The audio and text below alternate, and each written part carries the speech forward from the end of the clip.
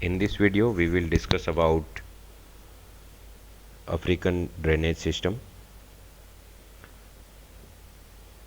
और अफ्रीका के drainage system या अपवाह तंत्र में हम अफ्रीका की प्रमुख नदियों के बारे में डिस्कस करेंगे।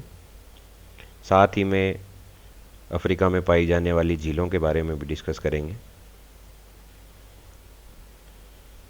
अफ्रीका में मुख्य तौर पर 4 प्रमुख नदियां हैं, जिसमें सबसे इम्पोर्टेंट जो नदी है वो नील नदी है। और नील नदी अफ्रीका के पूर्वी भाग में पाई जाती है और ये विश्व की सबसे लंबी नदी है। नील नदी के बाद में जो इम्पोर्टेंट नदियां हैं वो है नाइजर नदी, कॉन्गो नदी और जाम्बेजी नदी।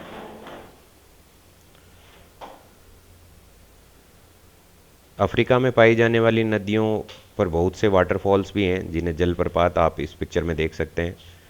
और अफ्रीका की धरातलीय बनावट और उच्चावच इस तरह का है कि वहाँ पर नदियों में जलप्रपात नेचुरली ज़्यादा हैं और इसीलिए अफ्रीका की नदियों में ट्रैवल करना और ट्रेड करना इतना आसान नहीं है।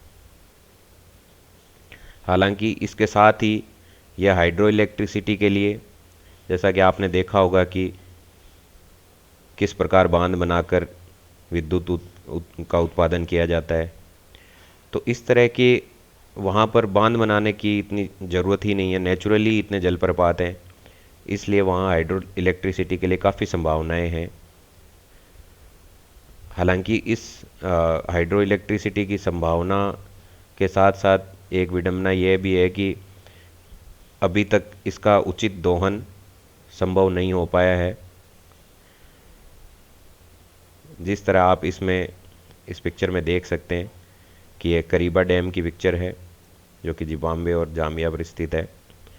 और यहाँ पर हाइड्रो इलेक्ट्रिसिटी इलेक्ट्रिसिटी प्रोड्यूस की जाती है वाटर से। अफ्रीका के अपवाह तंत्र की बात करने से पहले कॉम्पिटिटिव एग्ज़ाम्स में अक्सर पूछा जाता है और बच्चों में काफ़ी कन्फ्यूजन रहती है कि वर्ल्ड की सबसे लॉन्गेस्ट रिवर और विश्व की सबसे बड़ी नदी और विश्व की सबसे लंबी नदी, इन दो फैक्ट्स के बीच में काफ़ी कन्फ्यूजन रहती है। तो आइए बात करते हैं। तो अगर आपसे पूछा जाता है कि विश्व की सबसे लंबी नदी कौन सी है, तो उसका आंसर नील नदी होगी। लंबी से यहाँ अभिप्राय यह है कि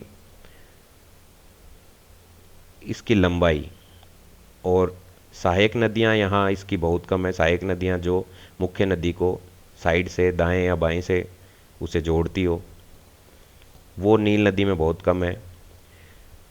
और यदि लार्जेस्ट रिवर की बात करें तो अमेजोन उसका सही आंसर होगा। क्यों? क्योंकि अमेजोन की नदी में जो वाटर का वॉल्यूम है, या आप सरल शब्द में ये कहें कि इस नदी के मुख्य नदी और इसकी जो सहायक नदियां हैं, इनका सबका यदि हम जल देखें तो इसमें जल का जो मास है या जिसको वॉल्यूम हम कहते हैं, वो वॉल्यूम सबसे ज़्यादा है विश्व में। और इसकी सहायक नदियों द्वारा, जैसे आप देख सकते हैं कि इतने बड़े क्षेत्र में इसका जल, इसकी नदियों का जल या इन नदियों का फैलाव है, तो इस कारण इसके जल के जो वॉल्यूम है वो ज़्यादा है इसलिए। और इसकी सहायक नदियों का विस्तार, जो अपवाह क्षेत्र इसका है, वो बहुत बड़ा है। इसलिए यदि सबसे बड़ी नदी का जिक्र आए तो आप इसका आंसर अमेजोन होगा। और यदि लंबी नदी का जिक्र आए, आप दोनों में डिफ्रेंशिएट कर सकते हैं कि यदि लंबाई आप देखिए, मुख्य नदी की लंबाई ज़्यादा नहीं है और यहाँ पर नील नदी की लंबाई काफ़ी ज़्यादा है। और यह विश्व में एकमात्र ऐसी नदी है जिसके बीच में डेजर्ट आता है और फिर भी वो उसको क्रॉस करके समुद्र में मिल जाती है।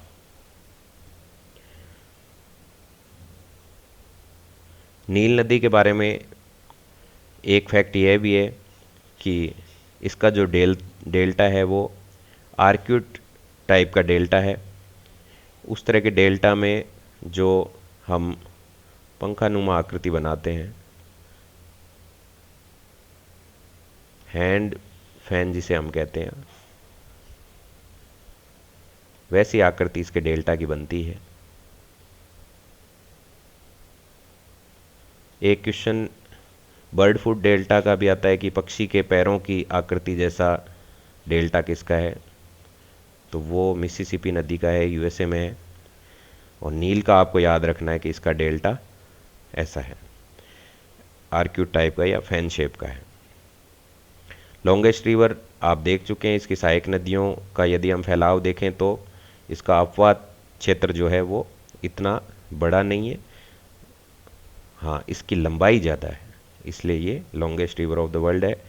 और लार्जेस्ट में हम देखते हैं कि उसकी सहायक नदियों के साथ में उसकी जल की जो वॉल्यूम है वो विश्व में सबसे ज़्यादा है, इसलिए अमेजोन जो कि लार्जेस्ट रिवर है। हालांकि कुछ वर्षों में हुई रिसर्च के अनुसार कुछ कुछ जगह आप ये भी फैक्ट देखेंगे कि अमेजोन भी लॉन्गेस्ट रिवर बतलाई गई है। इसको लेकर थोड़ा विवाद है।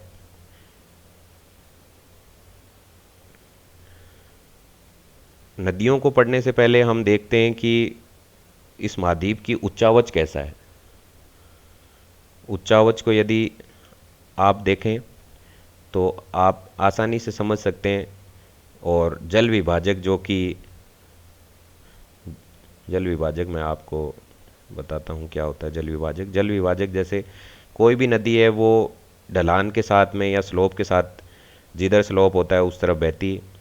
सपोज कीजिए कि एक नदी पर्वत से उसका ढलान इस तरफ है और दूसरी नदी का इस तरफ है, और हो सकता है कोई नदी उस तरफ भी बह रही हो या इस तरफ आ रही हो। तो ये जो शीर्ष स्तंभ है जो आसपास के क्षेत्र से सबसे ऊंचा है वो जल विभाजक का कार्य करता है। जैसे इसमें आप ऐसे देख सकते हैं, ये एक तरह से यहाँ पे ऐसे होते हुए, और इसको अफ्रीका का जल विभाजक कह सकते हैं क्योंकि इससे इधर की नदियाँ इधर हिंद महासागर में गिरती हैं और बाकी नदियाँ इधर अटलांटिक ओशन में गिरती हैं। तो सबसे पहले बात कर लेते हैं अफ्रीका की झील के बारे में।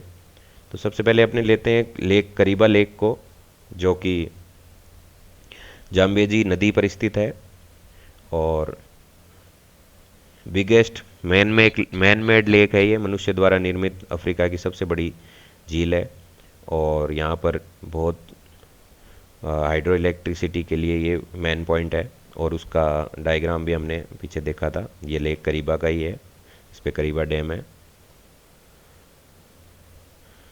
इसके बाद में बात करते हैं लेक न्यासा की।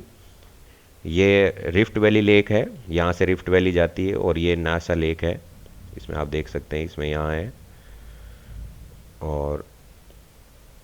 और ये तीसरी सबसे बड़ी झील है अफ्रीका की, सबसे बड़ी ये है, उसके बाद में ये, और फिर ये। इसके बाद में लेक की बात करें तो विक्टोरिया लेक है और ये इक्वेटर पर स्थित लेक है।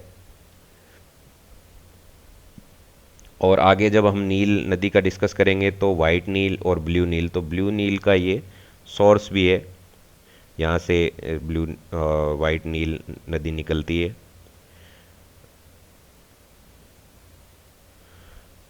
और यह विश्व की तीसरी सबसे बड़ी लेक है।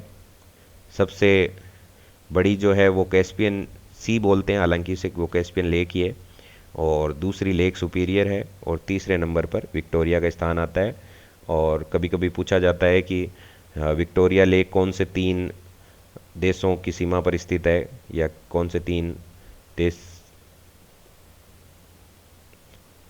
पर ये झील स्थित है। तो आप ये टुक याद रखिएगा, तंजानिया, युगांडा और केन्या, ये 3 जो देश हैं उनकी सीमा पर ये स्थित है। और इस झील में बहुत से आइलैंड और कोरल रीफ्स भी हैं। उसके बाद में हम देखते हैं चार्ड लेक के बारे में। यह सहारा मरुस्थल में स्थित है और यहाँ की सबसे बड़ी लेक है।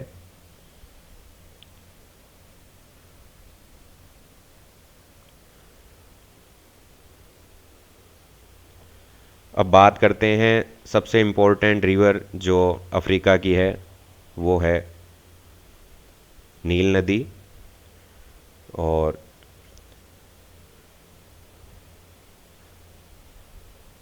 इसका डेल्टा हम डिस्कस कर चुके हैं, और ये मेडिटेरियन सी में इसका फाइनली ये मेडिटेरियन सी में मिलती है। और स्टार्टिंग में वाइट नील यहाँ से आ रही है, आप इसको थोड़ा मैं जूम करके बताता हूँ। वाइट नील का सोर्स जो है वो यहाँ से शुरू होकर के, और यहाँ पर इसका सोर्स विक्टोरिया लेक है। और इधर से ब्लू नील आती है जो कि इथोपियन हाईलैंड है। ये वाला जो पार्ट है ये देख लीजिए आप, ये वाला पार्ट ऊंचा है, और यहाँ से इस नदी का उद्गम होता है। और यहाँ पर आकर खार्तूम एक जगह है जहाँ पर ये वाइट और ब्लू नील मिलकर मुख्य नील बन जाती है। तो कभी कम्पिटिटिव एग्जाम में आपसे यदि पूछा जाए कि वाइट नील और ब्लू नील क्या है, तो आपको कन्फ्यूजन नहीं होना चाहिए। वाइट नील और ब्लू नील मिल करके मुख्य नील का निर्माण करते हैं। और इसी के ऊपर यहाँ एक लेक है, नासिर लेक। इस पर बहुत से डैम भी बने हुए हैं, जैसे आसमान डैम, सेनार डैम, ओवेन डैम। और हेरोडोटस जो कि आप भौगोलिक ज्योग्राफिकल थॉट आप पढ़ोगे तो उसमें हेरोडोटस का नाम आएगा। तो हेरोडोटस ने भी नील नदी के बारे में कहा था कि इसे मिस्र का वरदान कहा था, इस नदी को। और इस नदी के बारे में उन्होंने उल्लेख किया है। इसके बाद में जो इम्पोर्टेंट रिवर है वो है कॉन्गो रिवर या जायरेन रिवर। और यह यहाँ से इसका उद्गम होकर अटलांटिक ओशन में ये गिरती है। और यह इसकी खासियत यह है कि ये इक्वेटर को दो बार काटती है। एक बार यहाँ से स्टार्ट होकर के, और ये इक्वेटर यानी विषुवत रेखा जो भूमध्य रेखा हम कहते हैं 0 डिग्री, इसको यह दो बार काटती है। इस तरह का क्वेश्चन भी पूछा जाता है कि कौन सी रिवर है जो भूमध्य रेखा को दो बार काटती है। इस पर जो डैम निर्मित है उसका नाम है इंगा डैम। और इस इधर भी आप देख सकते हैं कि ये हाईलैंड है, और इससे इधर की तरफ स्लोप ज़्यादा है, तो ये नदी इस तरफ बहती है। इसी के साथ तीसरी जो इम्पोर्टेंट नदी है वो है नाइजर नदी। और नाइजर नदी यहाँ से, इसमें आप देख सकते हैं कि यहाँ से इसकी स्टार्टिंग है, क्योंकि ये हाईलैंड है। और यहाँ से स्टार्ट होकर के नॉर्थ ईस्ट की तरफ बहती है। उसके बाद में ये यू टर्न लेकर साउथ ईस्ट की तरफ टर्न लेती है। और फाइनली इसकी जो सहायक नदी बेन्यू रिवर है उससे मिल जाती है। ये बेन्यू रिवर यहाँ है, इस नदी से मिल करके ये गिनी की खाड़ी में, गल्फ ऑफ गिनी, यहाँ गिनी की खाड़ी में गिर जाती है। इसके बाद जो इम्पोर्टेंट रिवर है वो है जाम्बेजी नदी। अब तक हमने जो इम्पोर्टेंट रिवर थी वो पहली नील, और दूसरी कॉन्गो या जायरे नदी, और तीसरी नाइजर नदी, और फोर्थ है हमारी जाम्बेजी नदी। ये चार नदियाँ इम्पोर्टेंट हैं, इसे आपको स्किप नहीं करना है। और इसका लोकल नेम का मतलब है स्मोक दैट थंडर्स। और करीबा डैम भी इसी नदी पर निर्मित है, और उसे हाइड्रो इलेक्ट्रिसिटी का काफ़ी जनरेशन किया जाता है। और यह नदी पॉलिटिकल बाउंड्री बनाती है जिम्बाब्वे और जाम्बिया के बीच में। यहाँ पर जाम्बिया स्थित है और इधर जिम्बाब्वे स्थित है, तो यह इन दोनों के बीच में पॉलिटिकल बाउंड्रीज बनाती है। अफ्रीका के मोस्टली जो ये साउदर्न पार्ट है, इसमें आप देखोगे कि जो कोई भी दो देश के बीच में पॉलिटिकल बाउंड्री है वो नदियों द्वारा निर्मित है। और अक्सर आपने बहुत से देशों में जो, और राज्यों में भी आप देख सकते हैं, जैसे चंबल राजस्थान में है तो वो राजस्थान और मध्य प्रदेश के बीच में पॉलिटिकल बाउंड्री है। नदियों से पॉलिटिकल बाउंड्री खींचना आसान होता है। सीमा के कोई भी सीमा रेखा के सीमांकन में सहूलियत रहती है और सीमा विवाद कम रहता है। और इसीलिए आगे भी हम देखेंगे, जैसे लिम्पोपो रिवर है और ऑरेंज रिवर है। तो लिम्पोपो रिवर है वो, इसका उद्गम यहाँ से है, इस आइलैंड से। और इस आइलैंड से इधर बहती हुई ये यहाँ तक जाती है, इधर इंडियन ओशन में। और यह भी, इस पे भी एक क्वेश्चन आता है कि ट्रॉपिक ऑफ कैंसर को कौन सी रिवर 2 बार क्रॉस करती है, तो वो लिम्पोपो रिवर है। ये ट्रॉपिक ऑफ कैप्रिकॉर्न को, मकर रेखा को, ये आप देख सकते हैं इस तरह ये रिवर इसको 2 बार क्रॉस करती। और साउथ अफ्रीका को बोत्सवाना और जिम्बाब्वे से अलग करती है। यहाँ पर साउथ अफ्रीका है और यहाँ पर बोत्सवाना है। थोड़ा सा यहाँ तक है और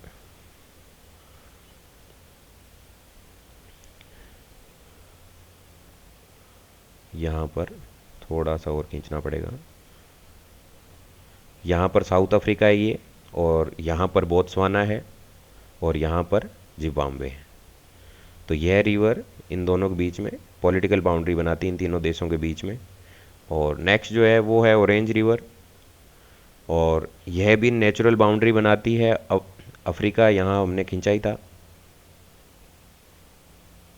और यहाँ पर आपका नामीबिया स्थित है, नामीब डेजर्ट के नाम पे ही है। और इन दोनों के बीच में ये ऑरेंज रिवर, यहाँ मैं खींच देता हूँ, ये ऑरेंज रिवर है। यहाँ से इसका उद्गम होकर ये अटलांटिक ओशन में जाती है।